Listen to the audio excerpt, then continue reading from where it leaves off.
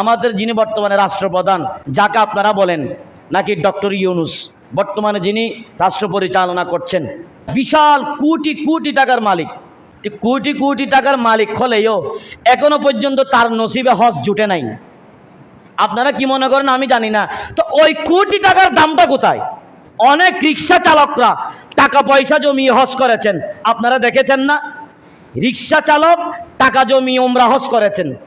এটা নসিব। কোটি টাকা থাকলেও আপনি পারবেন না যতক্ষণ পর্যন্ত আপনার এই দিলটা পরিবর্তন হয় নাই। আমাদের ডক্টর ইউনূসের টাকা পয়সা কমতি ছিল নাকি সম্মানের কমতি ছিল? বিশাল একজন সম্মানীওয়ালা মানুষ, কই তিনি তো হজ করলেন না। আমি আবার রাজনীতির আলোচনা করছি না, আমি বলছি নসিবের কথা।